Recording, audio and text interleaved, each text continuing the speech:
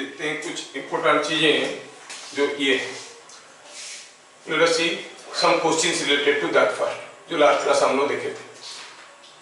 A bomb kept on ground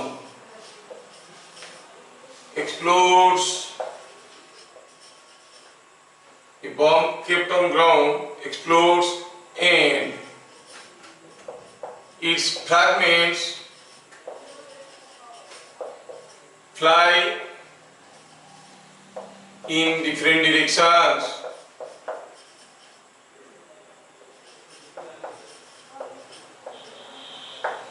If the maximum speed of a fragment, is 10 meter per second, find area of danger circle around it. मतलब उस circle का area बताओ जिसके अंदर खड़े होने से बम लग सकता है। Question number 2,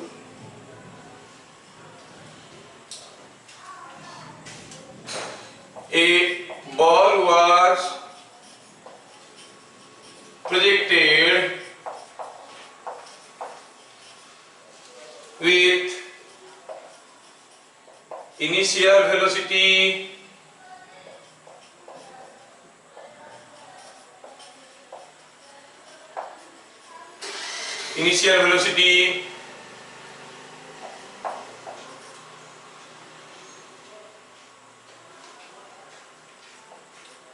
(20 meter per second) at an angle 30 degree to horizontal.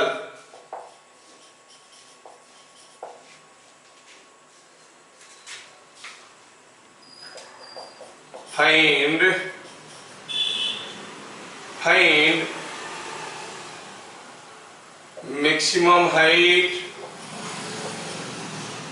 maximum height attained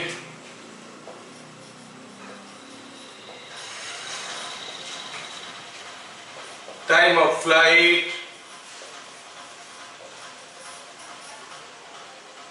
and horizontal range.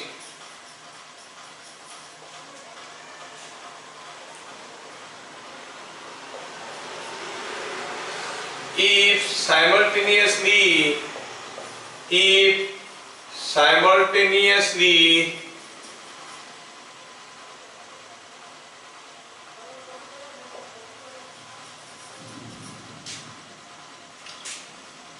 wind blowing in the direction of projection,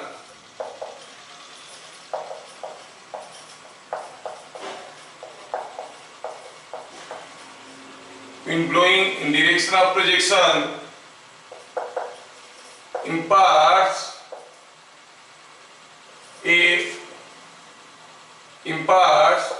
a velocity 2 meter per second to ball. What will be new values of RHT? New values of RHT क्या होगा? New values of RHT क्या होगा? ठीक है, ठीक। तो ये दो क्वेश्चन को हम लोग अभी करेंगे। मैं सोचता हूं कि आप लोग 2 मिनट ट्राई करो, फिर उसके बाद मैं करता हूं तो बढ़िया रहेगा। सॉल्यूशन नंबर 1, इसमें पहला क्वेश्चन में दिया गया कि बम जमीन पे रखा था, एक्सप्लोड कर गया तो इसके टुकड़े हर तरफ गिरने लगे। तो मैक्सिमम कितना दूर तक वो गिर सकता है, that is what is the maximum range.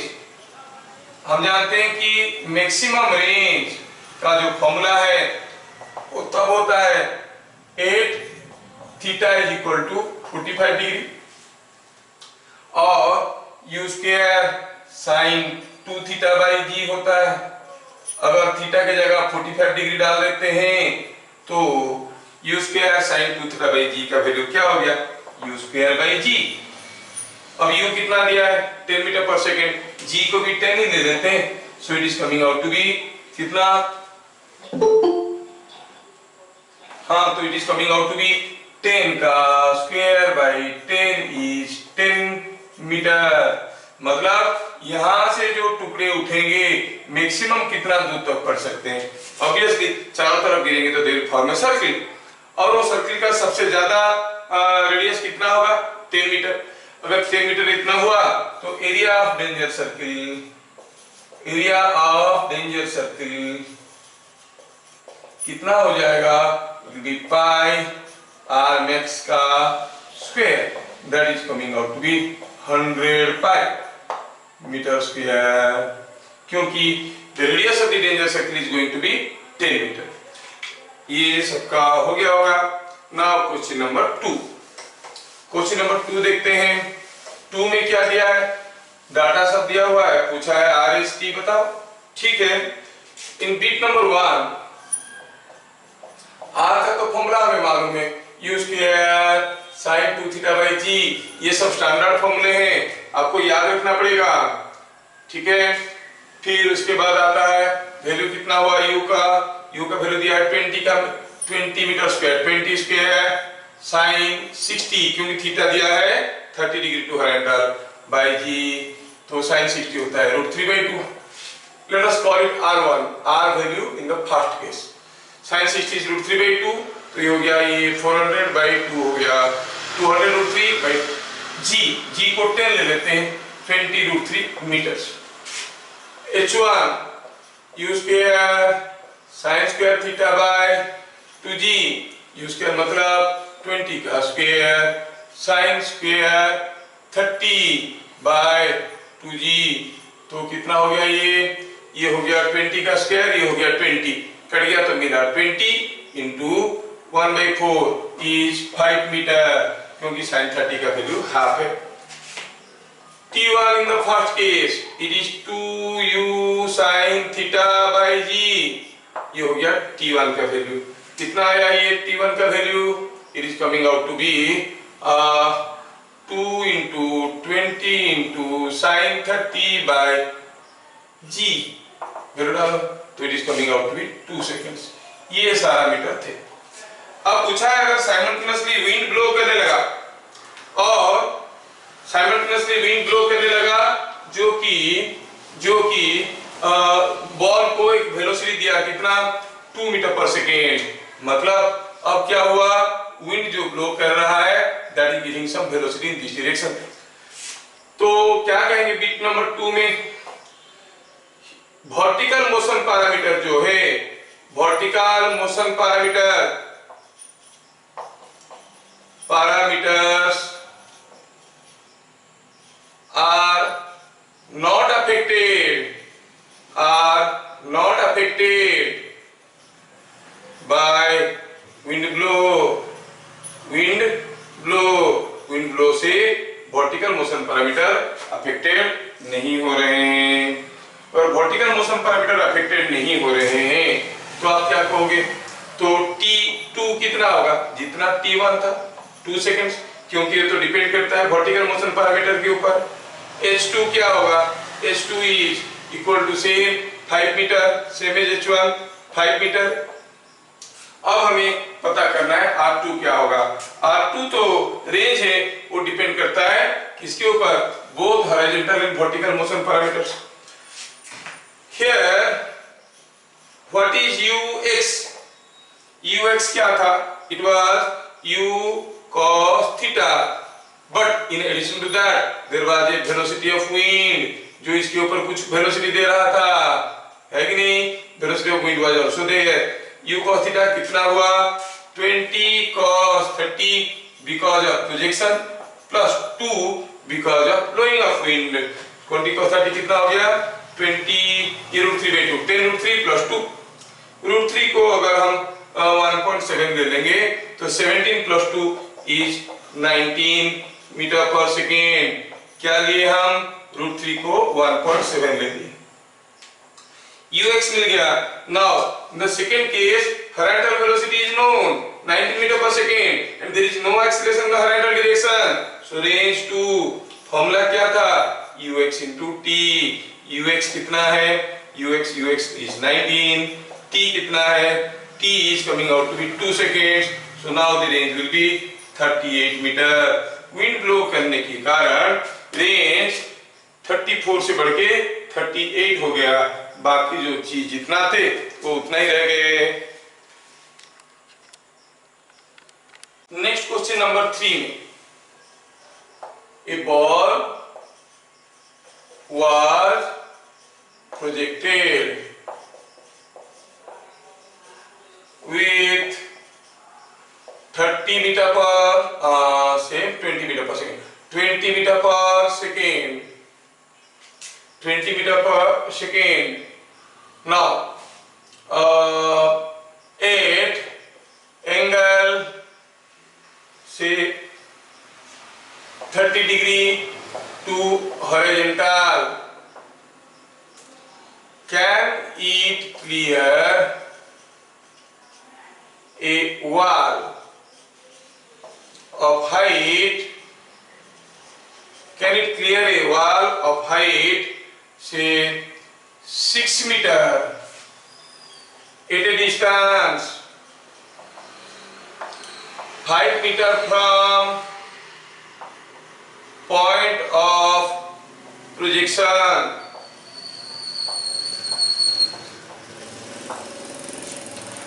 क्या ये ऐसा कोई एक वाल को क्लियर कर सकता है? बोला कि यहां से कोई एक बॉल को फेंका गया, कितने स्पीड में 20 मीटर पर सेकेंड में, क्या एंगल में 30 डिग्री एंगल में, तो ये बॉल तो ऐसे जाएगा। बोला जहां से फेंका वहां से 5 मीटर दूरी पे 6 मीटर हाइट का एक वाल है, बताना है आपको ये बॉल ऊपर से पार होगा कि टकरा जाएगा। I hope you people can try it, ये बॉल पार हो जाएगा कि टकरा जाएगा, मुझे अभी करना चाहिए। लेट अस सी, हाँ यस और no, will it be able to clear? Yes sir, yes लग रहा है क्लियर कर जाएगा, ऐसे लग रहा है।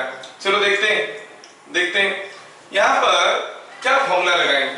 अगर हमें किसी तरह से इक्वेशन ऑफ द पाथ मिल जाएगा, then for every value of x we know the corresponding value of y, तो पहले चलो निकालते हैं रेंज क्या है।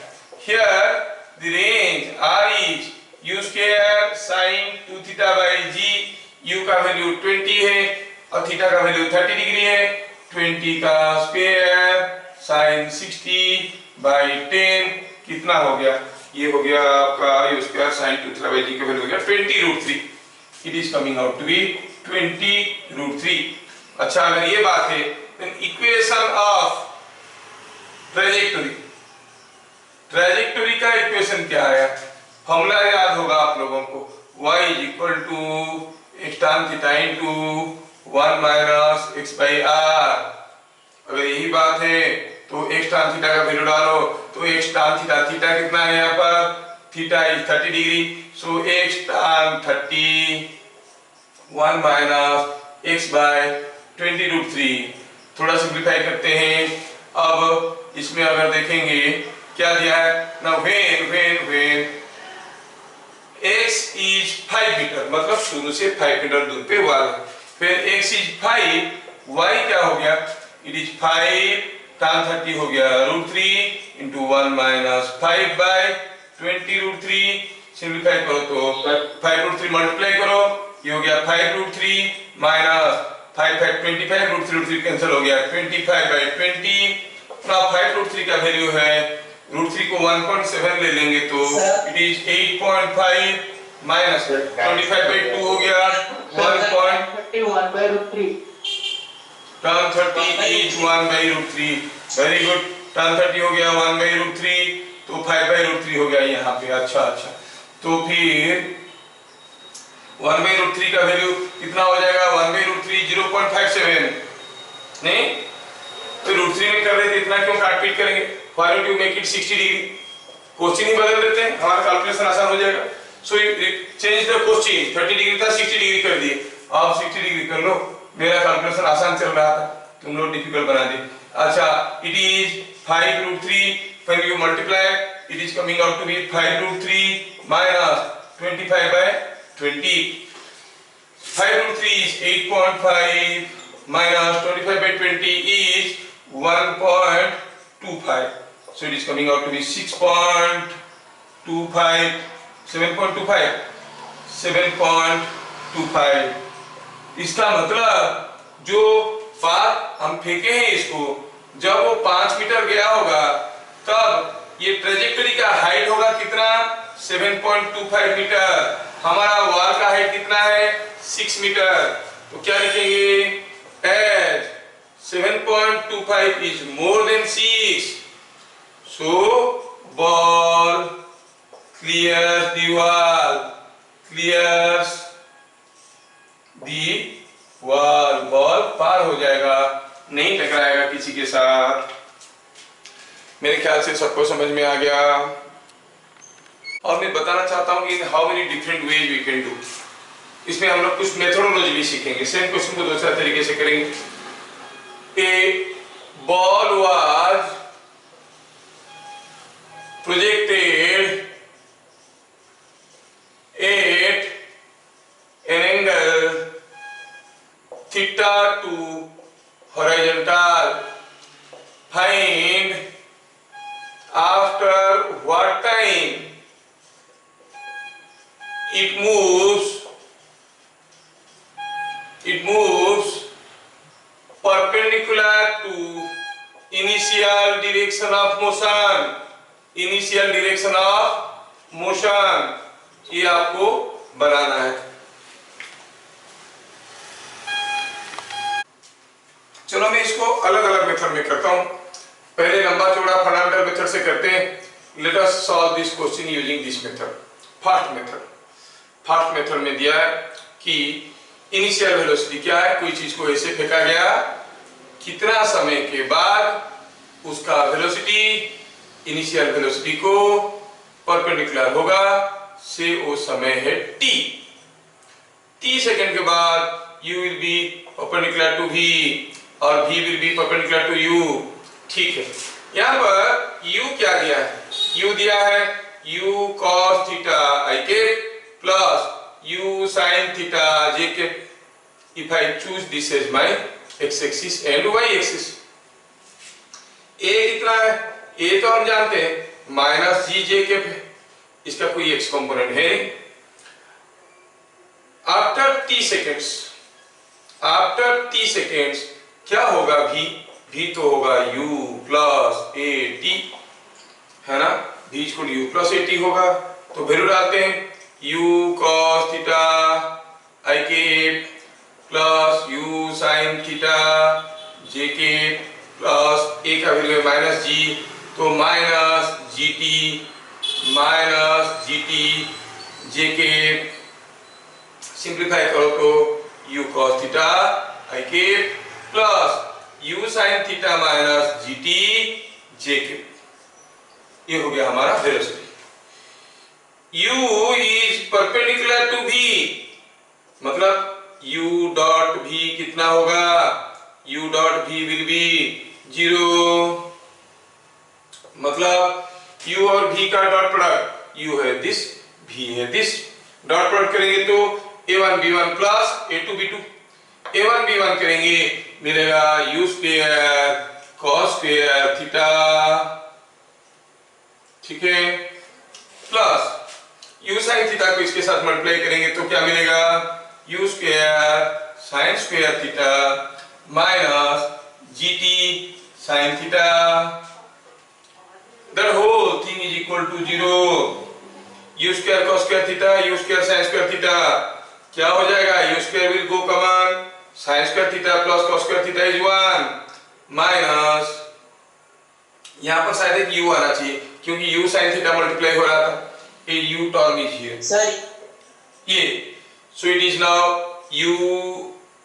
u था इसमें gt, यहाँ पर कहीं अगर मैं गड़बड़ नहीं लिखा हूं तो u sin थीटा को मल्टीप्लाई किया इसके साथ u square sin square theta u sin theta g minus u gt sin theta, so this is coming out to be gt sin theta that is equal to 0। Solve करो और निकालो t का value, u तो एक तो cancel हो गया, बाकी t is equal to u by g sin theta. देखो सत्यम सिंह का सही है, u by g sin theta, this is the time after which they are perpendicular to each other। अब मुझे मालूम नहीं है सत्यम सिंह कौन सा मेथड में किया, देखता हूं मैं 2-4 मेथड देता हूं, उनमें से कौन सा मेथड में वो किया होगा। Let me give you A second method. Second method में इसको सॉल्व करते हैं। अब दिया क्या गया है कि एक चीज को यहां से फेंका गया, ऐसे आया, शुरू में वो ऐसे जा रहा था इस डायरेक्शन में, और कुछ समय के बाद उसका वेलोसिटी इसको परपेंडिकुलर था, तो यहाँ पे होगा। हम जानते हैं कि when it is flying perpendicular to the initial direction of motion, last class we have derived the velocity was u cot theta, ये था वेलोसिटी।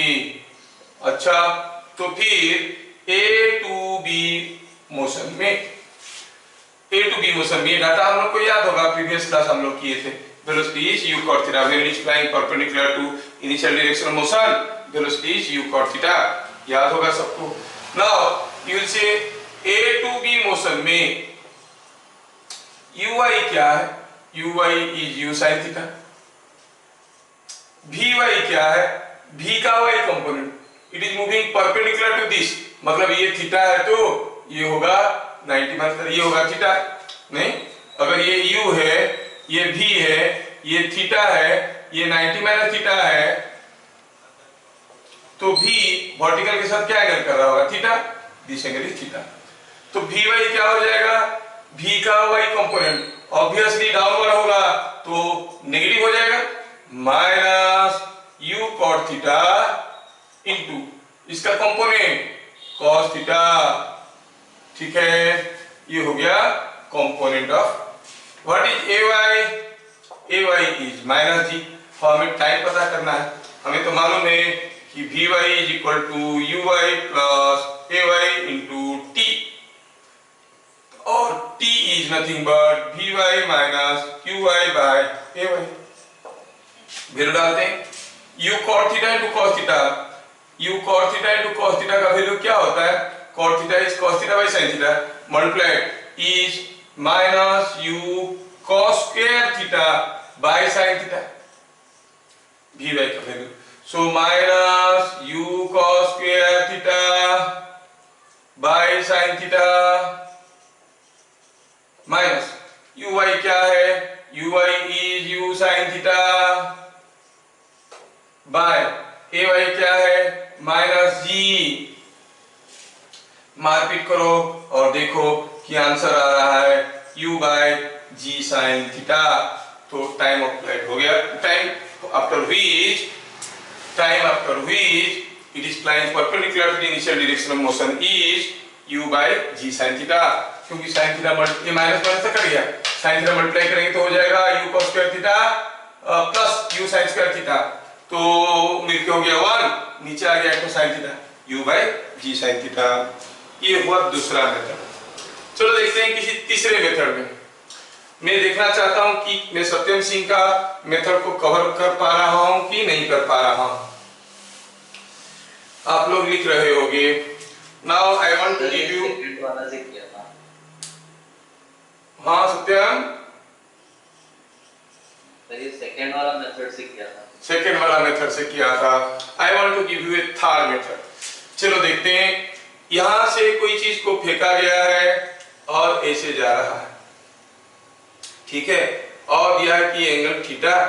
चलो मानते हैं कि दिस इज एक्स एक्सिस, कोई तकलीफ नहीं, this will be y axis, अगर ये एक्स एक्सिस है ये वाई एक्सिस है, मतलब शुरू में तो पार्टिकल एक्स डायरेक्शन में जा रहा था, जब वो वाई डायरेक्शन में जा रहा होगा तब कितना समय हुआ होगा, टाइम पूछा गया है। You want to know the time here.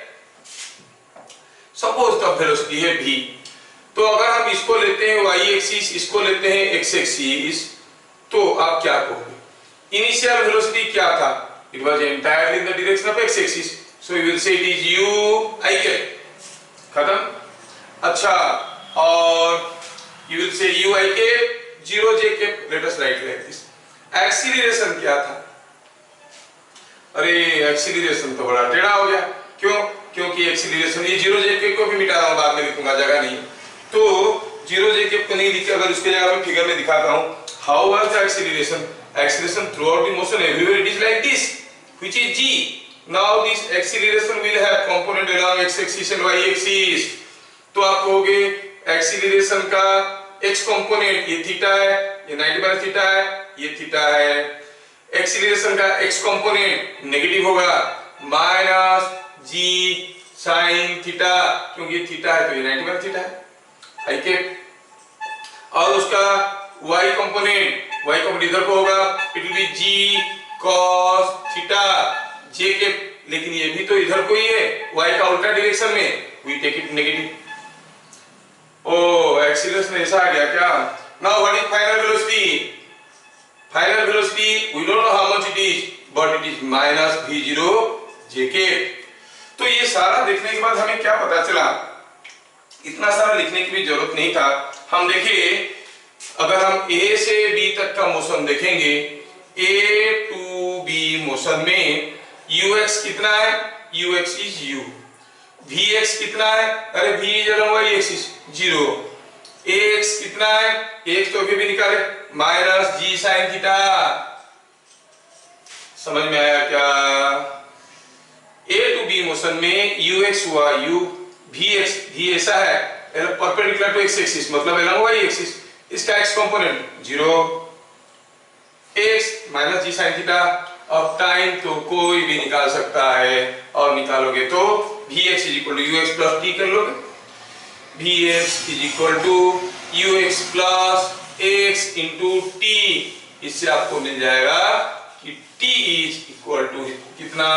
t same u by g sine theta. चाहे तो और भी मेथड बताते हैं कैसे सोचना है, मैं जस्ट एक क्वेश्चन के थ्रू से बता रहा हूं। In the different ways you can think projectile motion, two dimensional motion, numericals. चलो मैं आपको दूसरा एक मेथड बताता हूं। आप लोग इसको तो लिख लिए होंगे, पर नहीं लिखे हो तो लिख लो। थर्ड मेथड और कैसे कर सकते हैं, और कैसे कर सकते हैं, तो इन मस्ट लर्न डिफरेंट अप्रोचेस। हाँ, तो फोर्थ मेथड देखेंगे। क्या दिया है? दिया है कि इनिशियल वेलोसिटी इज से something like this eight an angle theta, है ना? वैल्यू कितना? u0। फाइनल वेलोसिटी इज ऐसे, इसके साथ परपेंडिकुलर करके, मतलब ऐसे कितना है मालूम नहीं, कॉल इट v0, और ये एंगल कितना होगा? 90 माइनस थीटा। अच्छा, और आपका एक्सीलरेशन इज माइनस जी, ऐसा। तो हम जानते हैं कि v equal to u plus at, तो u के साथ at जोड़ेंगे, a ऐसा है, t तो स्केलर क्वांटिटी है, जोड़ दिए, पता चला ऐसे हुआ, तो फिर u प्लस at का वैल्यू कितना हुआ? v। दिया है कि ये v है, वैल्यू मालूम नहीं, बट ये परपेंडिकुलर है। और ये कितना है? gt, इसका मैग्नीट्यूड क्या होगा? gt, length will be gt। और ये माइनस जी क्यों लिखेंगे? जी ही लिखेंगे, जी इन द डाउनवर्ड डायरेक्शन। अब और डाटा क्या दिया है? दिया है कि एंगल थीटा है। अगर ये एंगल थीटा है, ये एंगल 90 माइनस थीटा है, ये एंगल अगर 90 माइनस थीटा हुआ, तो आप कहोगे ये एंगल कितना है? ये थीटा है। Then what you say about sin theta? Here sin theta, this is what I am making use of triangle law. Triangle law में u plus at is equal to v। तो हम कहेंगे ये sin theta कितना हो जाएगा?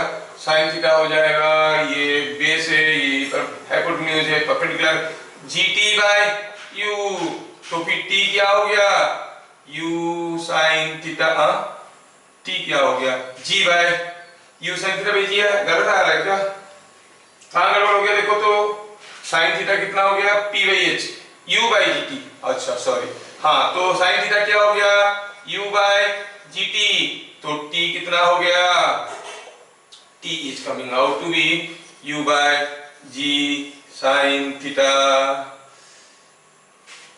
So you are getting so many methods to solve the same question with different approaches. Sometimes making use of triangle law, sometimes making use of Cartesian form, sometimes making use of dot products, and sometimes using the rules of projectile motion. ठीक है, चारों method से हम लोग करें और देखें कि सेम क्वेश्चन को कितने ज्यादा तरीके से हम लोग कर सकते हैं।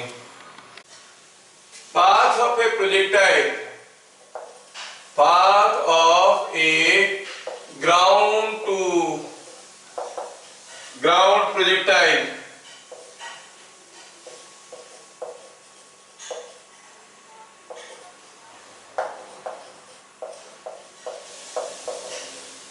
is given by the equation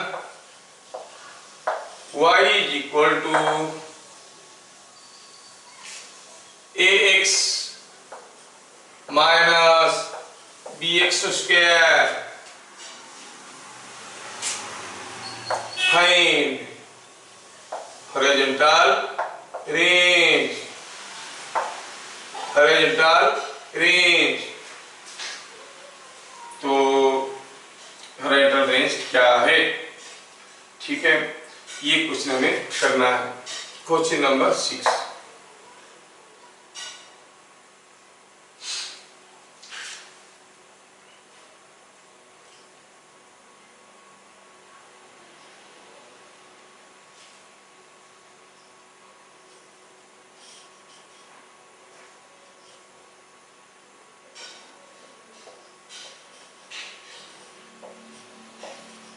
देखो मैं डायरेक्ट फॉर्मूला वाला क्वेश्चन नहीं करवा रहा हूँ, उसको करवाएंगे बाद में, आप लोग उस इजी क्वेश्चन को डायरेक्ट फॉर्मूला वाले कर लेना चाहिए, उसके लिए प्रैक्टिस मटेरियल दे दूंगा। क्या दिया है, दिया है कि A and B were projected simultaneously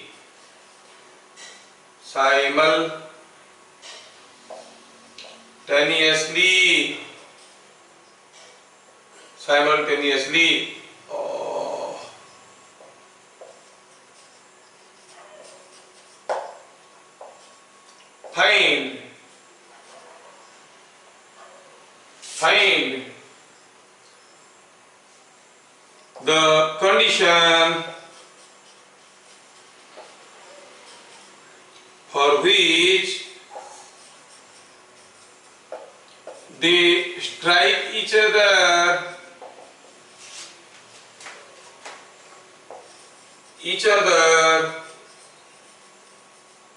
on the way, strike each other on the way।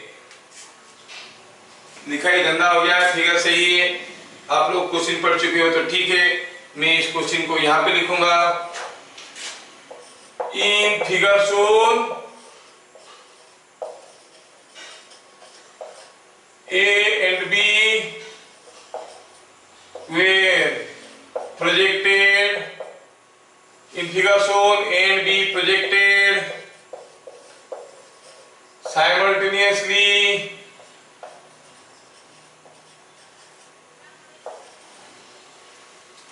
strike to each other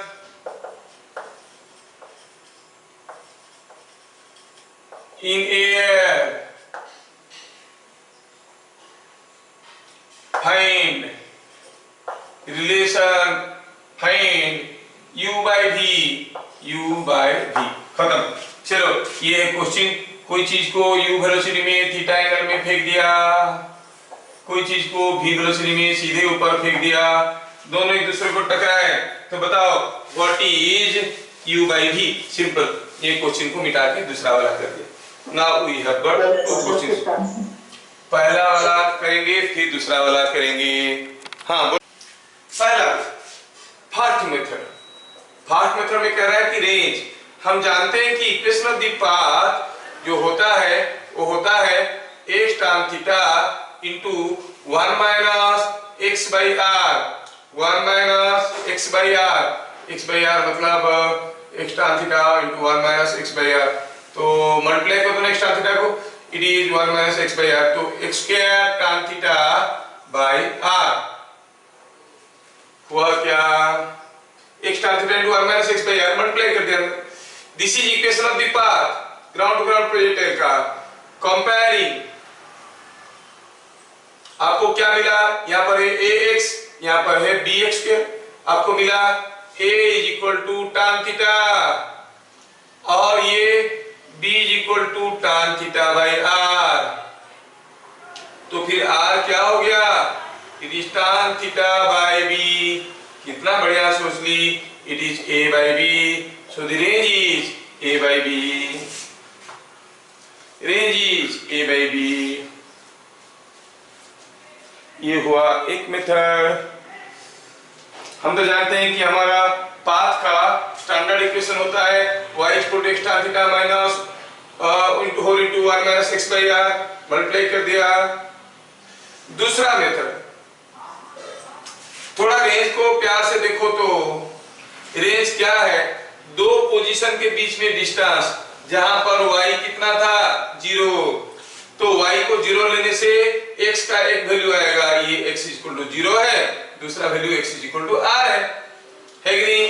तो चलो पुट करते हैं, y is equal to 0 gives you ax minus bx square is equal to 0।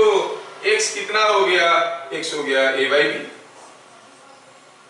And that is equal to r, क्योंकि x का दो value आ रहे हैं। इसको अगर सॉल्व करेंगे, x का दो वैल्यू आ रहे हैं 0 एंड दिस, x 0 डालो भी होगा, a बाई b डालो तब भी होगा,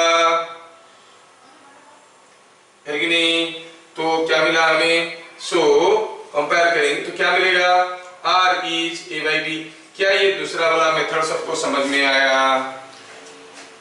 x का दो वैल्यू के लिए y 0 होता है, एक होता है 0, एक होता है r। हम देखें कि ax minus bx square is equal to 0 gives you two values of x that are a by b and 0, सो r का वैल्यू हो गया a by b। Now in question number 6 what we see, यहां से कोई ball को फेंका गया, ये भी है और दोनों रास्ते में टकरा गए, पक्का ये बॉल कुछ ऐसा गया होगा, ये ऐसा आया होगा। पता चला दोनों एक जगह एक दूसरे को मिले, हेलो हाय बोले, तो हम उसको कहते हैं कि टकरा गए। मतलब A टू B मोशन और C टू B मोशन में सिमिलरिटी क्या है कि in same time they are going to the same height as A and C